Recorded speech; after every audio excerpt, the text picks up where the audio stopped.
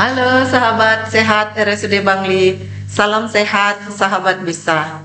Berjumpa lagi dengan saya dalam acara Bisa Bincang Sehat Santai. Baiklah, kali ini kita akan membahas tentang tentunya masih tentang masalah-masalah kesehatan, seputar kesehatan ya. Bulan ini atau pekan ini kita akan berbincang tentang manfaat ASI. Kenapa kita pilih ASI? Karena sebenarnya sih kemarin ya, minggu kemarin kita memperingati Pekan ASI sedunia. Nah, karena waktunya baru tersedia sekarang, kita akan membahas seputar manfaat ASI. Mengapa ASI itu wajib diberikan kepada bayi ataupun apa saja kandungannya yang membuat harus diutamakan atau misalkan pentingnya ASI. Kita bahas bersama ya dengan Dr. Kadek Surya Jayanti, MBiomed, spesialis anak. Selamat siang, Bu Dokter. Selamat siang. Terima kasih ya, akhirnya bisa lagi kita jumpa di sini dengan berbagai dramanya.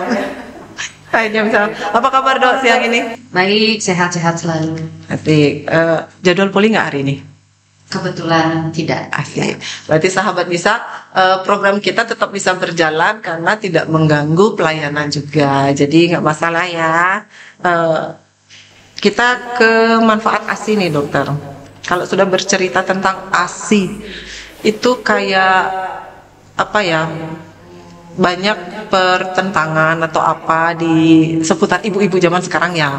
Bener nggak sih? Penting banget untuk anak atau bisa kita kasih maksudnya produksi ada, tapi terkadang banyak ibu-ibu muda yang aduh nanti payudaraku nggak oke nih kalau aku kasih ASI bayiku kayak gitu.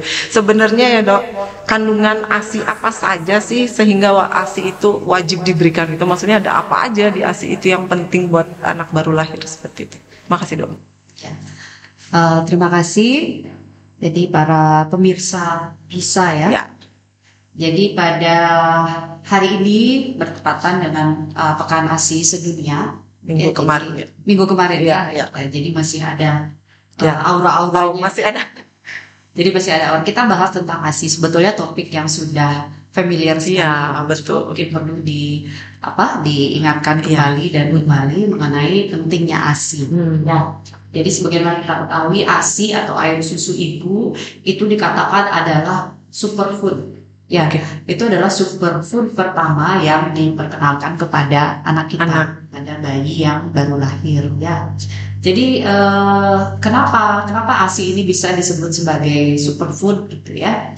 Jadi karena namanya air susu ibu. Ya, jadi itu diproduksi secara spesifik ya, sesuai dengan kebutuhan dari anak manusia, ya seperti itu ya. Jadi kalau setiap mamalia ya, setiap hewan manusia itu kan sebetulnya memproduksi air susu ya, tapi yang khusus diproduksi memenuhi kebutuhan nutrisi bagi anak-anak kita itu tentu adalah ASI ya.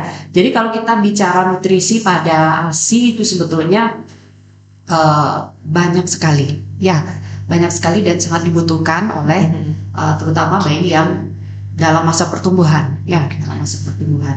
Jadi yang pertama ASI itu mengandung makronutrien. Ya, makronutrien itu ada karbohidratnya, ada lemak, ada protein, di mana yang namanya zat nutrisi makro itu adalah zat yang penting sekali untuk tumbuh kembang si bayi. Ya, kita ketahui karbohidrat adalah sumber energi. Ya, kemudian protein juga untuk pertumbuhan, lemak juga diperlukan untuk tumbuh kembang, terutama untuk pertumbuhan otak seperti itu. Ya, dan nilai nutrisi dari nutrisi-nutrisi yang ada pada ASI ini jauh lebih superior dibandingkan susu formula yang paling premium sekalipun. Seperti itu. Mungkin itu yang harus kita garis bawahi ya. Ya, kita harus garis bawahi, kita harus ingat bahwa ASI itu masih lebih superior. Ya, seperti itu. Jadi kelebihan yang lain adalah jadi pada ASI itu ada karbohidratnya ya, itu lebih gampang diserap.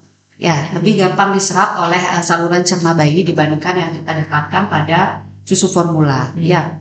Kemudian ada juga protein. Ya, protein pada ASI itu dia dominannya kalau pada ASI dia itu adalah whey ya. Ada whey, ada kaseinnya. Jadi kalau pada ASI dia lebih dominan whey dan ini lebih mudah diserap. Oke. Ya, dan tidak menimbulkan alergi. Reaksi alergi, ya. Reaksi alergi. Sebagaimana kita ketahui, mungkin kita tahu sering mendengar istilah alergi susu sapi, ya seperti itu. Jadi memang ada kandungan pada susu sapi yang sering menimbulkan alergi, itu tidak ditemui pada ASI. Ya, jadi sehingga tidak menimbulkan alergi. Jadi tidak ada bayi yang alergi dengan ASI, dengan susu ibunya. Jadi tidak ada komponen beta lactoglobulin yang namanya. Kemudian juga kalau kita bicara lemak, ya. Jadi lemak pada ASI itu juga kandungan nutrisinya atau nilai nutrisinya tinggi, ya. Jadi dia lebih banyak, dia punya kandungan omega 3, omega 6, kemudian ada juga AHA dan DHA dan ARA, ya, yang sudah ada pada ASI. Ya, sementara pada susu formula atau susu sapi itu tidak ada. Makanya dia sering ditambahkan, ya. Jadi kalau kita lihat kan berlomba-lomba itu susu premium, ini promonya seperti sekian, harganya sekian, itu di apa istilahnya, di sportifikasi, ya, disuplementasi, karena secara natural mereka itu tidak ada.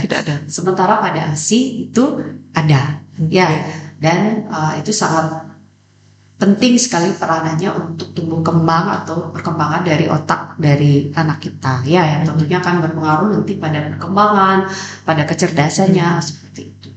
Kemudian selain dari makronutrien, ada juga kandungan zat-zat yang lain, ya, seperti misalkan kalau tadi kita bicara protein, ya, komponen dari protein itu ada asam amino esensial pada ASI itu sangat lengkap, ya, dibandingkan susu-susu dari binatang menyusui yang lain, ya, seperti itu. Jadi seperti contohnya misalnya taurin, ya, jadi itu hanya ada pada ASI. Nah, seperti itu, dan itu sangat penting juga untuk perkembangan dari. Kalau di susu sapi nggak ada, sudah? Nggak ada. Jadi atau ada pun mungkin sedikit, ya. Jadi dia harus difortifikasi lagi, harus ditambahkan lagi. Kemudian ada juga vitamin, ya, pada ASI itu ada vitamin A, bukan hanya vitamin A, dia jadi istilahnya pembentuk vitamin A yang juga ada di ASI beta karoten. Karena kita tahu untuk perkembangan kesehatan mata, seperti itu, ya. Kemudian vitamin B, vitamin C itu juga ada di ASI. Dan biasanya kalau vitamin ini tergantung dari kondisi ibunya, ya. Kalau nutrisi ibunya bagus, dia kandungan vitamin pada ASI-nya juga akan baik, seperti itu. Ya. Kemudian ada lagi asam folat, ya, meskipun tidak terlalu tinggi. Ada juga zat besi. Ya, jadi zat besi pada ASI itu juga meskipun memang kadarnya tidak setinggi pada susu sapi, ya, sebagai contoh, tapi dia nilai biologisnya atau nilai bioavailabilitasnya lebih bagus. Jadi dia lebih mudah dicerna atau mudah diserap oleh tubuh si bayi, seperti itu. Ada juga mineral yang lain, ya, misalnya seperti zinc, seperti itu juga ada. Kemudian yang tidak kalah penting adalah ada zat-zat kekebalan, ya, yang ada pada ASI seperti imunoglobulin, seperti itu, ya. Kemudian ada juga yang berfungsi untuk mencegah infeksi, inflamasi pada ASI. Jadi banyak sekali. Jadi lengkap sekali nutrisi pada ASI, sehingga memang disebutkan bahwa bayi pada usia 0 sampai 6 bulan tidak butuh nutrisi yang lain, ya. Jadi cukup ASI, bahkan air putih pun tidak, ya, karena dikatakan sekitar 87 sampai 90% komponen dari ASI itu adalah cairannya, ya, seperti itu. Baik, berarti tadi ada yang garis bawahi lemaknya lumayan, karena pengalaman saya tiga-tiganya ASI eksklusif, dong. Wow, hebat. Dan mereka kecilnya gendut-gendut banget. Itu mungkin karena memang kandungan lemak di ASI itu tinggi, ya, Dok, ya? Ya. Tapi nggak apa-apa kan, itu nggak masalah kan itu? Ya, jadi sebetulnya kalau pada ASI, ya, kan seperti saya bilang tadi, ada karbohidratnya lebih baik. Jadi karbohidrat yang ada pada ASI itu laktosa, ya. Jadi laktosanya pada ASI ini lebih gampang dicerna, sehingga tidak ada bayi ASI itu mengalami intoleransi laktosa. Ya, beda dengan laktosa pada susu formula, seperti itu. Begitu juga lemaknya. Ya, jadi pada ASI seperti saya bilang tadi, lemaknya udah dia banyak kandungan asam lemak tak jenuhnya, ya. Jadi kalau pada susu yang lain mungkin lebih banyak yang tidak jenuh, ya, sehingga yang lebih sehat kan yang tidak jenuh, ya.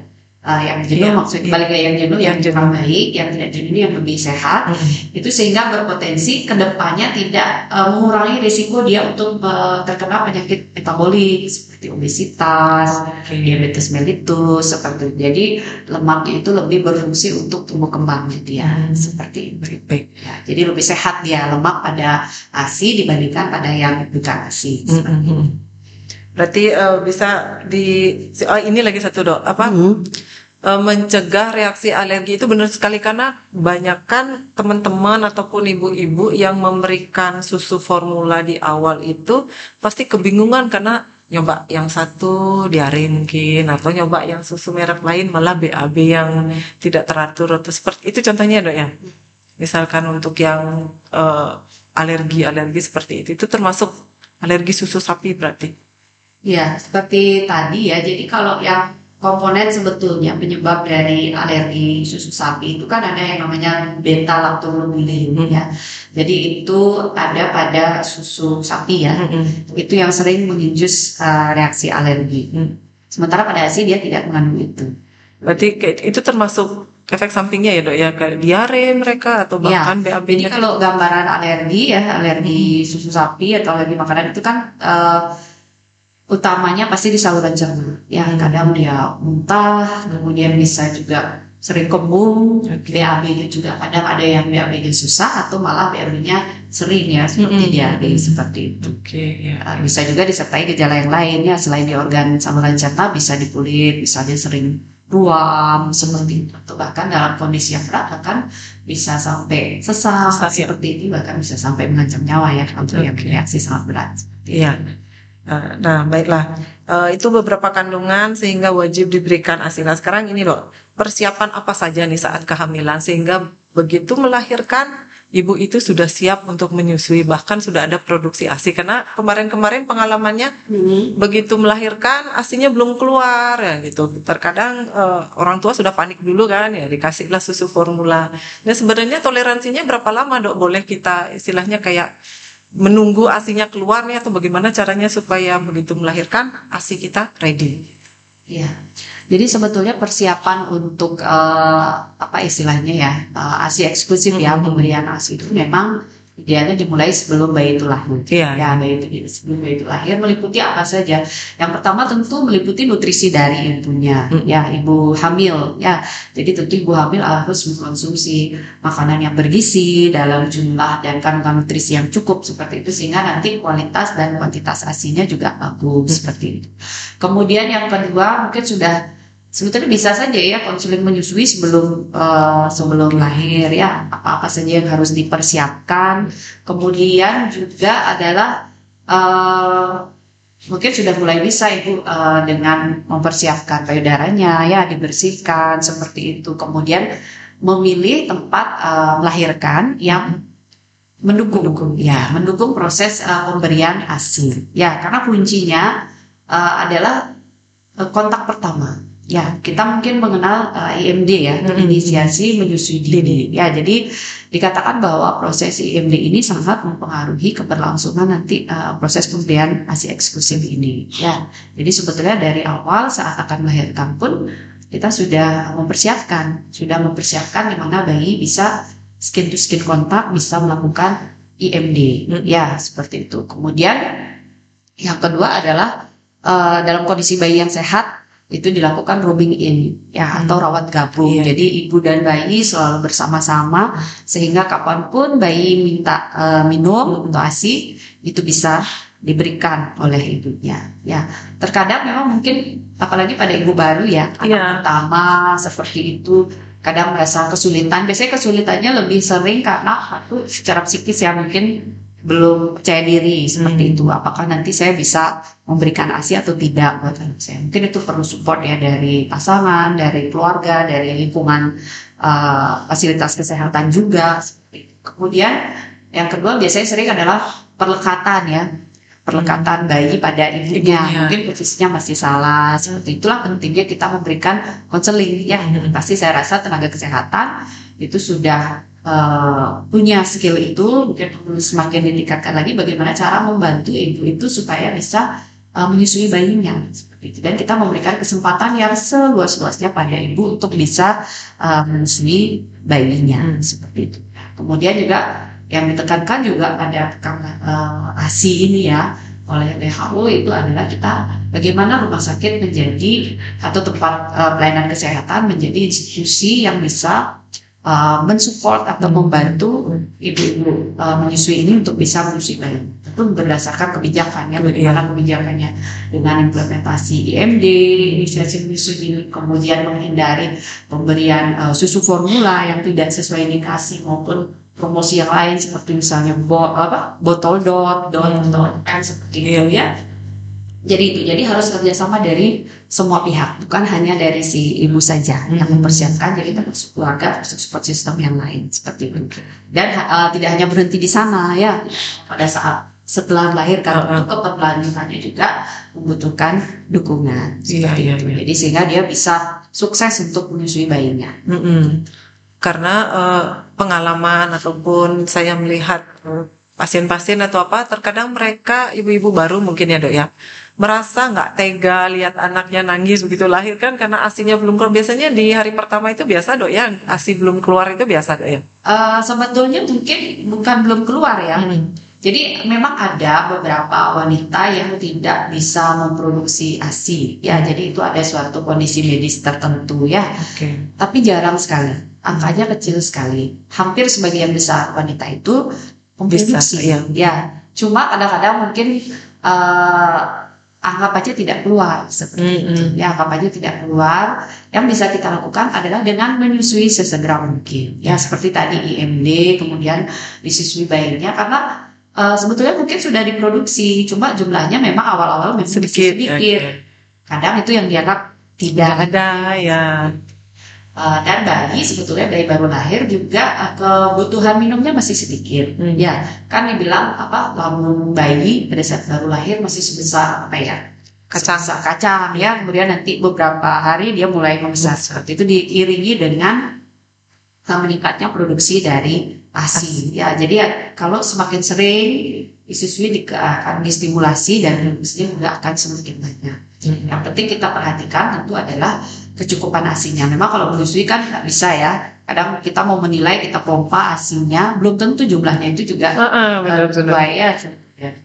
Radiologi sih dibilang misalnya kalau ASI itu bisa dalam sehari bahkan bisa sampai 850 cc ya produksinya dalam sehari seperti itu. Cuma bayi baru lahir kan tidak sebanyak itu juga ya kebutuhannya. Jadi kapan misalnya bayinya setelah menyusui dia tidak rewel lagi, kemudian tenang, dia tertidur, suhu badannya juga bagus, kemudian produksi kencingnya juga baik seperti itu. Jadi itu yang bisa kita nilai untuk melihat kecukupan dari ASInya.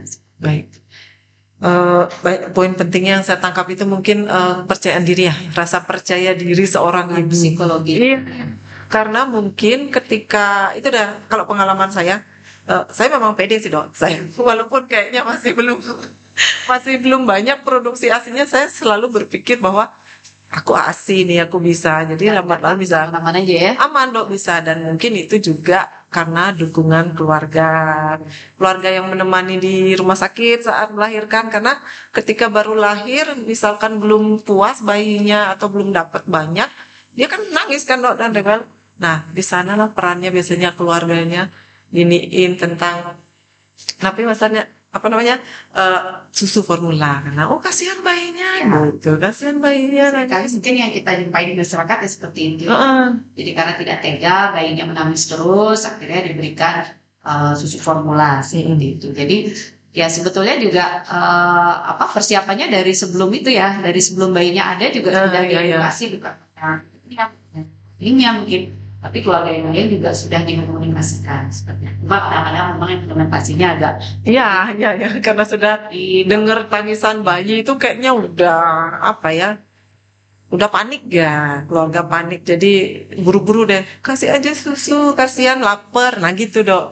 Jadi ini sahabat bisa agar tahu sebenarnya sampai berapa jam sih mampu sebenarnya bayi itu bertahan ketika ASI kita belum mencukupi gitu dok misalkan. Kalau bicara waktu ya, sebenarnya tidak ada batasan khusus sih. Memang ada yang bilang sampai 3 hari pun misalnya dia tidak dapat nutrisi masih masih bisa seperti itu. Tapi kita tidak saklek menggunakan itu, jadi kita tetap upayakan seperti tadi, ya. Jadi kita upayakan upaya menyusuinya, ya kita tetap lihat kondisi objektif dari bayinya, ya seperti ini. Jadi kita lihat kalau memang saya tadi aman ya, kondisi tadi dari segi tangisnya, tidurnya, suhu bayinya, kemudian produksi kencingnya masih aman, berarti bisa kita teruskan. Tapi kita juga jangan dilepas begitu saja. Kalau memang misalnya bayinya ternyata masih rewel, terus setelah disusui dia masih menangis, kemudian dia produksi kencingnya juga sedikit dan jarang sekali, atau bayinya mulai demam, mungkin harus kita evaluasi. Berarti tetap harus dalam pengawasan. Harus ya. Makanya kan kita harus dalam pengawasan ya, dalam bimbingan tenaga kesehatan yang terlatih juga. Baiklah, Bu Dokter, kalau untuk makanan nih dari ibunya, ada nggak makanan-makanan yang mempengaruhi produksi ASI? Kan kadang-kadang ibu-ibu, aduh aku harus makan apa atau vitamin apa ya supaya ASIku lancar, seperti itu. Ya, jadi itu sering ya. Sering banget. Ini dong, vitamin lancar ASI ya. Jadi sebetulnya kalau ASI sendiri, produksi ASI itu kan kelenjar ya. Kita punya kelenjar mamai ya, kelenjar payudara itu yang akan memproduksi ASI. Jadi sebetulnya yang meningkatkan produksi ASI itu adalah stimulasinya.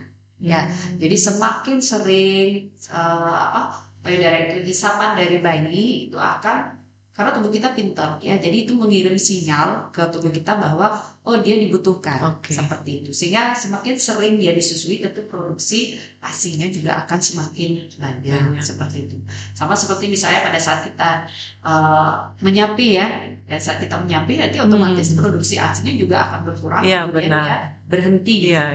Ya, cuma memang ya namanya ibu menyusui, tentu dia kebutuhan istilahnya ya, kalori dan nutrisinya juga harus diperhatikan, karena dia kan selain untuk dirinya sendiri juga untuk bayi yang disusui. Jadi intinya nutrisinya ya nutrisi yang bergizi ya dan cukup, seperti itu. Jadi ibu menyusui juga harus bukan banyak makan ya, artinya makan yang cukup dengan gizi yang seimbang, lengkap dengan karbohidrat, protein, lemak, vitamin dan mineral, seperti itu. Sehingga nanti juga akan menghasilkan ASI yang kualitasnya juga baik dan kuantitasnya juga cukup, seperti itu.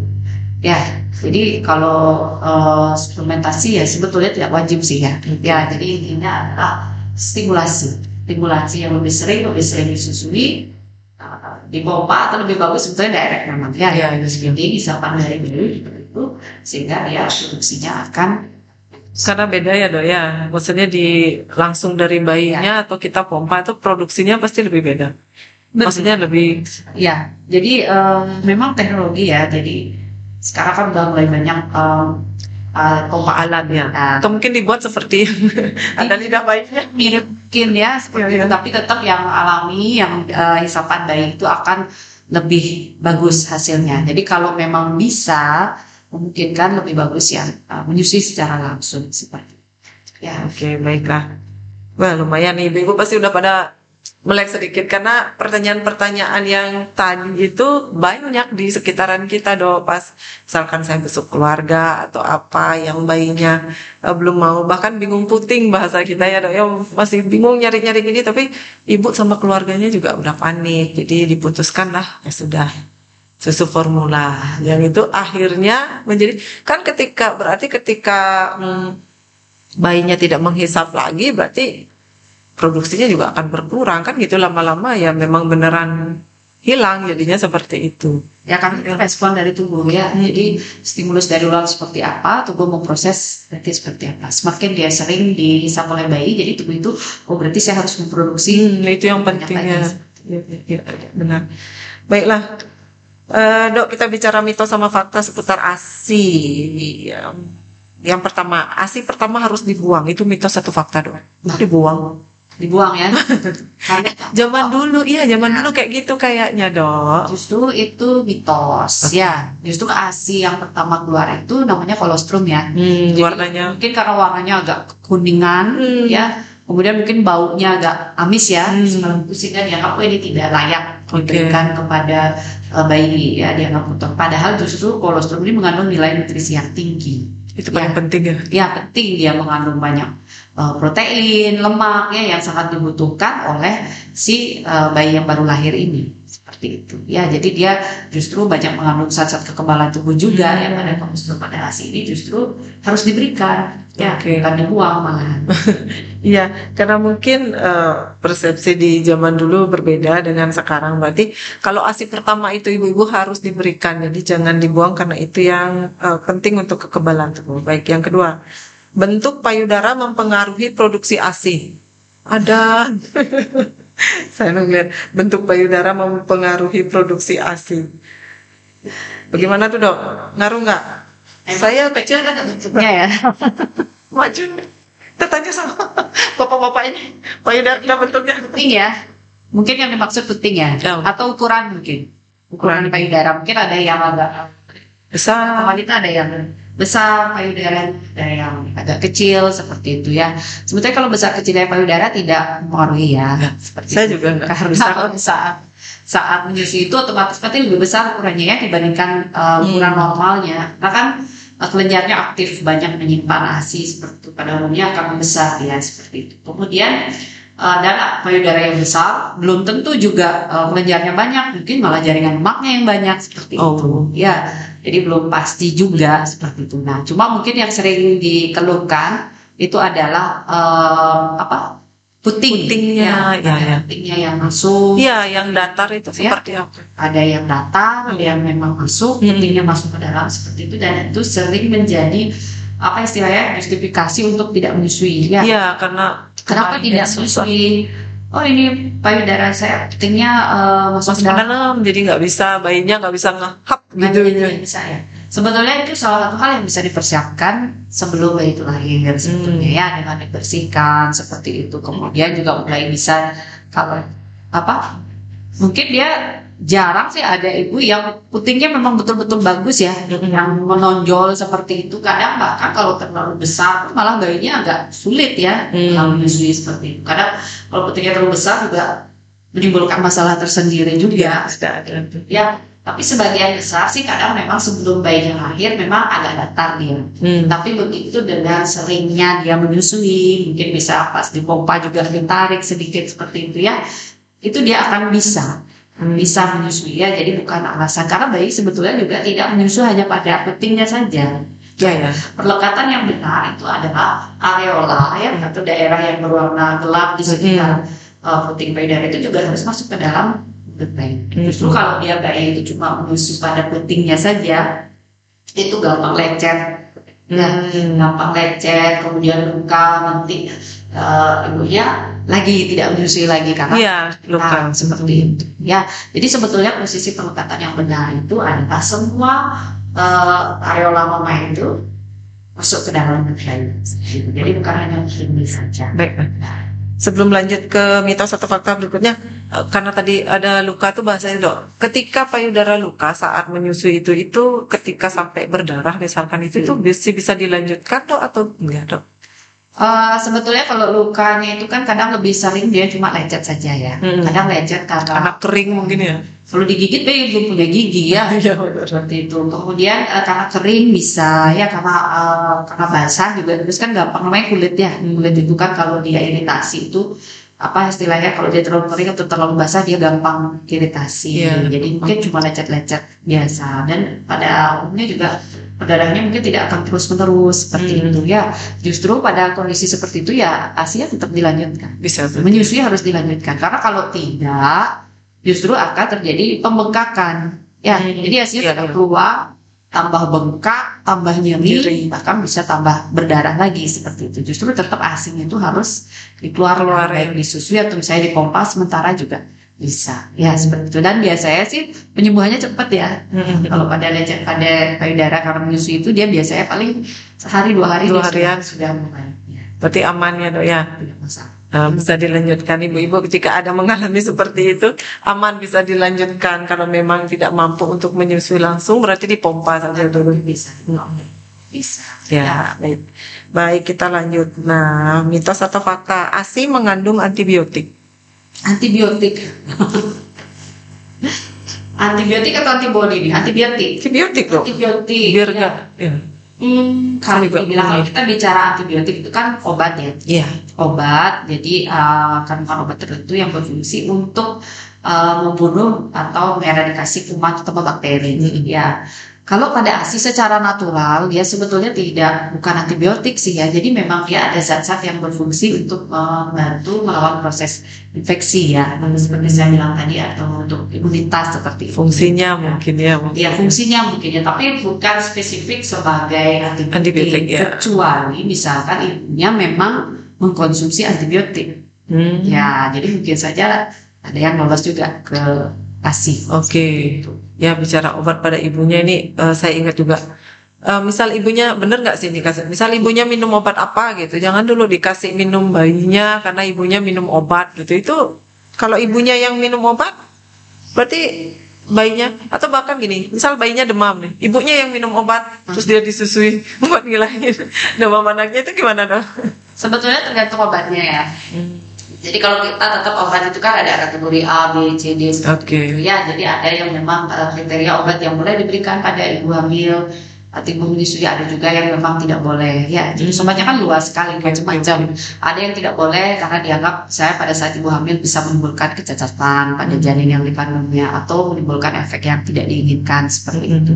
Nah, karena namanya obat, kalau yang diminum itu kan beredar secara sistemik ya, beredar di seluruh peredaran darah kita, kemungkinan akan masuk ke ASI juga. Cuma mungkin jumlahnya atau konsentrasinya di ASI tidak sebanyak yang di sirkulasi kita seperti itu. Jadi memang ada jenis-jenis obat-obatan tertentu, misalnya obat-obat hormonal, tiroid seperti itu mungkin yang memang dihindari ya seperti itu. Ada juga beberapa jenis antibiotik yang kalau bisa dihindari karena takutnya kalau misalnya dia itu masuk ke ASI tadi nanti menimbulkan efek yang kurang baik pada anak seperti itu. Ya, jadi memang yang dikonsultasikan saja kepada dokter atau tenaga kesehatan kalau ibu hamil atau ibu menyusui itu terpaksa harus misalkan mengkonsumsi suatu jenis obat seperti itu. Ya, tapi kalau misalnya kayak tadi anaknya yang sakit, ibunya minum obat juga salah. Ada dong di masyarakat kayak gitu karena ibunya aja yang minum obat terus kasih ASI nanti demamnya. Iya. Ya, kerasnya mungkin juga tidak. Jadi mubazir obatnya. Ya, underdose dia seperti itu. Dan lagian juga apa ibunya yang sehat diberi obat. Ya, kalau memang anaknya sakit, tentu anaknya harus diobati. Tapi tentu tidak sembarangan mengobati seperti itu ya. Jadi lebih baik diperiksakan sehingga bisa diberikan obat yang tepat dengan dosis yang tepat. Oke. Baiklah sahabat bisa ibu-ibu ini terutama, berarti ketika masih ada paradigma seperti itu, ibunya yang minum obat biar bayinya atau apanya nanti minum lewat ASI, berarti itu nggak usah dilakukan lagi maksudnya, karena kemungkinan tidak akan berpengaruh ya dok ya. Itu pertama. Terus kedua, ketika diharuskan atau diwajibkan mengkonsumsi obat sebagai ibu menyusui atau ibu hamil, baiknya dikonsultasikan apakah obat-obat ini tidak mengganggu proses kehamilan atau proses menyusuinya. Nah, kita lanjut dok. Ini ibu menyusui tidak boleh makan makanan pedas katanya. Itu mitos atau fakta? Ini penggemar pedas nanti ya harus puasa. Jadi ASI pakai topping ya. Cabai. Dan makanan yang dikonsumsi oleh ibu ya itu akan mempengaruhi rasa dari ASI. Ya seperti itu. Cuma mungkin ya rasanya ya, bukan yang lain-lainnya ya. Iya maksudnya rasanya. Cuma mungkin tidak sama seperti tadi, kadarnya tidak terlalu tinggi. Ya cuma mungkin akan berbeda bila ibu mengkonsumsi makanan A, jadi hasilnya mungkin dirasakan oleh bayinya sedikit berbeda tergantung jenis makanan. Karena dikatakan bahkan di dalam kandungan pun, jadi kalau ibunya itu mengkonsumsi suatu jenis makanan itu akan mempengaruhi rasa air ketubannya itu. Ya, kalau bayi kan di dalam kandungan jadi kalau ibu misalnya saat hamil dia variatif makanannya ya. Es krim dong sering. Variatif makanannya. Jadi bayinya juga akan mempunyai penerimaan rasa yang lebih baik. Jadi dia tidak akan pilih-pilih ya. Jadi tidak bikin benar juga ya kalau ibu hamil. Iya. Tidak boleh pilih-pilih makanan seperti itu. Nanti anaknya Jadi dengan syarat dia menyusui ya. Iya. Jadi karena dia sudah diperkenalkan dengan berbagai macam rasa dari dalam kandungan, sehingga nanti apa istilahnya dia lebih bisa menerima berbagai jenis rasa seperti itu. Nah, kalau kembali lagi berkaitan dengan pedas tadi, mungkin rasa pedasnya itu sedikit dirasakan mungkin oleh si bayi ya yang menyusui seperti itu. Cuma ya tetap saja yang namanya ibu hamil ya dilarang, dan tujuannya apa ya, supaya dia tidak sakit kan seperti itu. Ya jadi sebaiknya sih dihindari ya, karena takutnya kalau misalnya ibunya makan makanan pedas, gangguan saluran cerna, terus ibunya diare misalkan, ya otomatis pasti akan mengganggu proses menyusuinya seperti itu. Baiklah, wah baru tahu nih apa yang kita makan bayi di dalam kandungan bisa merasakan rasa-rasa itu. Berarti rasa es krimnya apa liar sekali. Ada rasa coklat, rasa apa, wah pantas mereka suka, familiar sekali ternyata dari dalam kandungan nih. Nggak ada yang kita ya, nggak ada dok, tapi harusnya lebih banyak makan sayur ya, sayur sih agak-agak iya betul. Jadi salah satu keunggulan ASI juga dibilang dia mencegah atau mengurangi kemungkinan anak untuk tadi picky eater tadi, karena dia sudah diperkenalkan dengan berbagai jenis rasa, dan bahkan kalau secara teori dibilang ya mungkin tergantung juga ya, pengenalan rasa dia lebih mudah untuk mampu menerima rasa sayur-sayuran. Kalau dia mengkonsumsi, dia mendapatkan itu. Mungkin tergantung juga ya pengenalnya ya. Tergantung ibunya nih, ibunya. Kembali lagi ibunya dulu waktu hamil suka nggak makan sayur, kan jadi kenal dia dengan rasa-rasa itu mungkin gitu ya. Aduh nih kayaknya ini yang alasan terberat ibu-ibu untuk tidak ataupun mungkin mengesampingkan ASI itu adalah menyusui membuat payudara kendur. Saya langsung noleh para bapak-bapak sensitif ya. Iya. Ibu-ibu muda ataupun apa, tapi kayaknya enggak sih ya, soalnya selebritis atau selegram semuanya pada ASI sekarang mereka. Ya. Tapi secara global dikatakan tren ASI atau menyusui ini meningkat ya. Keren ya dok? Ya, dibandingkan 10 tahun yang lalu. Ini tren yang oke. Meningkat sekitar 10-20%. Lumayan. Kita apresiasi juga. Mungkin karena informasi yang sudah semakin baik, jadi orang mulai menyadari ya pentingnya ASI. Kemudian juga support sistemnya juga mungkin sudah lebih baik. Kalau dulu mungkin 10 tahun yang lalu kita masih kesulitan yang mencari, misalkan untuk ibu yang bekerja yang mencari pompa ASI. Mencari kantong ASI, betul. Itu termasuk juga perintilan yang lainnya seperti cooler box, cooler tasnya mesti dibawa kemana-mana ya. Ya, sekarang kayaknya sudah tersebar luas ya. Jadi kita apresiasi juga ya, kita syukuri bahwa sudah semakin meningkat. Kemudian tantangannya tadi yaitu tadi ya stigma ya, body image ya seperti itu ya, karena sekarang kan apa-apa kekerasan. Jadi sebetulnya kalau payudara itu kan bukan berubah hanya saat menyusui aja, ya. Jadi saat dia hamil pun sebetulnya kan sudah berubah dan secara alami karena memang tubuh wanita itu dipersiapkan untuk menyusui seperti itu ya. Jadi otomatis pasti saat hamil payudaranya sudah besar seperti itu, dan mungkin proporsinya sudah lebih banyak lenjarnya dibandingkan dengan jaringan lemaknya ya. Jadi pada saat dia menyusui dia sebetulnya cuma mengosongkan lenjar-lenjarnya itu saja ya. Jadi apakah dia akan berubah seperti itu ya, dia akan menjadi misalkan tidak indah lagi bentuk payudara seperti itu, jadi tidak bisa disalahkan hanya proses menyusuinya saja ya. Jadi dia dengan pada saat hamil itu sebetulnya sudah berubah, dan bentuk payudara itu kan juga bisa berubah-ubah bukan hanya karena proses menyusui ya, kenaikan atau penurunan pada seperti itu. Kemudian exercise atau olahraga yang dilakukan itu juga akan mempengaruhi bentuk payudara, dan tidak lupa juga usia seperti itu, karena akan terjadi perubahan komposisi dari jaringan lemak, jaringan ukas seperti itu, sehingga jangan hanya menyusui saja yang dijadikan kambing hitam ya. Iya benar. Lain juga berperanan seperti itu. Berarti salah satunya ketika ada perubahan setelah menyusui, salah satu yang bisa dilakukan itu olahraga kali ya dok ya? Ya, seperti kalau olahraga dia akan meningkatkan elastisitas dari kulitnya yang memiliki jaringan ukas seperti itu. Nutrisi juga dengan kuat ya seperti itu. Ya, dan pola hidup sehat tentunya ya. Baiklah, berarti ibu-ibu di rumah atau calon ibu mungkin remaja para wanita-wanita dewasa yang akan menjadi seorang ibu, jangan khawatir bahwa bukan hanya menyusui yang membuat payudara berubah, artinya jadi jangan disalahkan menyusuinya. Jadi tidak menyusui ya. Karena kan banyak gitu doa, oh habis menyusui aku nanti payudaranya kendur nih, nggak oke lagi gitu. Ternyata bukan hanya karena faktor menyusui saja. Jadi ketika Anda mengambil keputusan untuk menyusui, jangan takut hal itu terjadi. Justru saat menyusui justru lebih ini ya, lebih oke. Ya.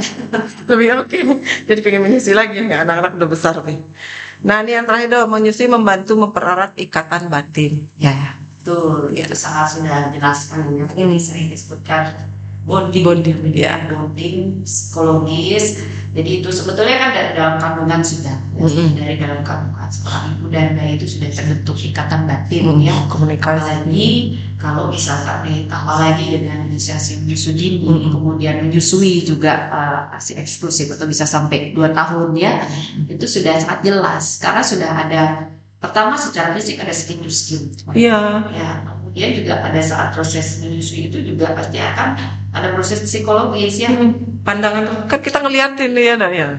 Bagaimana seorang berusaha untuk memberikan yang terbaik untuk anaknya, kemudian anaknya juga dekat dengan ibunya, ada rasa aman di sana, ada rasa terlindungi, ada rasa diperhatikan oleh ibunya seperti itu, sehingga dari usia yang sangat dini itu anak itu sudah bisa merasakan kehadiran ibunya, merasakan perjuangan ibunya, pengorbanan ibunya, bagaimana ibu begadang ya, menyusui ya seperti itu. Kemudian juga bagaimana dia berusaha menjaga kesehatan tubuhnya, menjaga nutrisinya untuk bisa memberikan yang terbaik pada anaknya. Jadi kalau itu sepertinya tidak perlu dipertanyakan lagi. Sudah pasti ya, dijamin. Sudah dekat secara psikologis juga, di psikologisnya juga akan sangat bagus sekali apabila menyusui. Iya, benar-benar. Baik, aduh seru sekali nih. Baiklah ibu-ibu ataupun calon ibu sahabat bisa, sepertinya sudah banyak sekali yang dipaparkan oleh Bu Dokter Surya bahwa alasan kita untuk memberikan atau berencana memberikan ASI eksklusif itu tidak perlu khawatir. Itu keputusan yang baik ya Dok ya, keputusan yang keren. Iya betul ya, bijak. Baik, sebelum kita closing nih Bu Dokter, ada pesan tidak untuk calon ibu-ibu nih agar lebih siap dan tidak ada goyah di tengah jalan gitu istilahnya? Mungkin berkaitan dengan ASI ini ya, seperti saya bilang di awal tadi bahwa ASI itu adalah superfood pertama yang kita perkenalkan kepada anak kita dengan berbagai macam manfaat dan keuntungannya baik pada ibu dan pada bayi. Jadi bukan hanya bayi saja, pada ibu juga sangat berpengaruh ya. ASI itu dengan memberikan ASI ibu itu akan mengurangi risiko dia untuk mengalami kanker payudara, kanker ovarium, juga mengurangi depresi pasca melahirkan ya, atau baby blues seperti itu ya. Jadi bukan hanya untuk bayi tapi untuk ibunya. Jadi sedini mungkin untuk ibu-ibu yang sedang mempersiapkan kehamilan atau mungkin sudah akan menunggu kelahirannya, itu dipersiapkan sedini mungkin, bekali dengan pengetahuan kesehatan itu yang terpercaya ya seperti itu. Kemudian bangun komunikasi yang baik dengan lingkungan, dengan keluarga, dengan suami seperti itu, sehingga nantinya akan membantu proses pemberian ASI eksklusif tersebut, sehingga nantinya bisa berjalan dengan baik, anak yang kita lahirkan juga bertumbuh dan berkembang dengan baik seperti itu. Mungkin itu.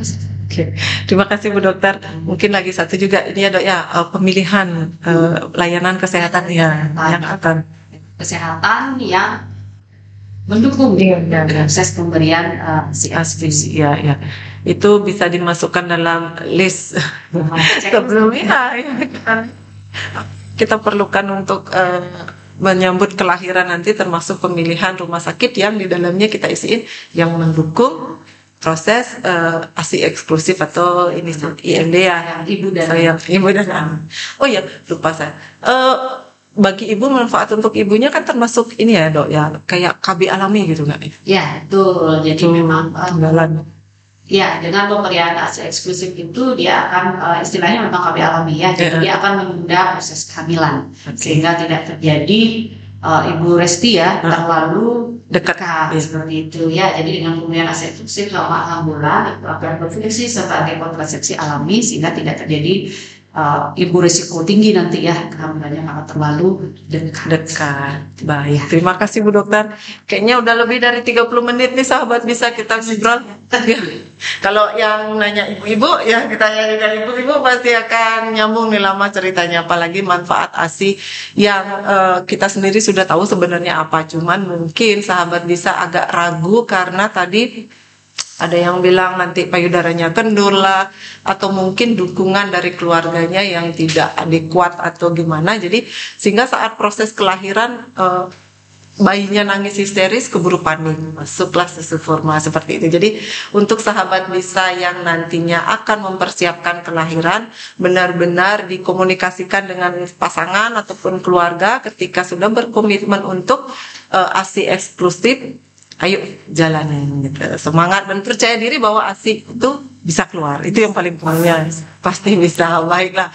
Sahabat sehat, sudah 30 menit kita berbincang. Nanti bisa disaksikan tayangan ini di podcast RSUD Bangli dan di media sosial lainnya. Baiklah Bu Dokter, terima kasih banyak ya. Sampai jumpa sahabat.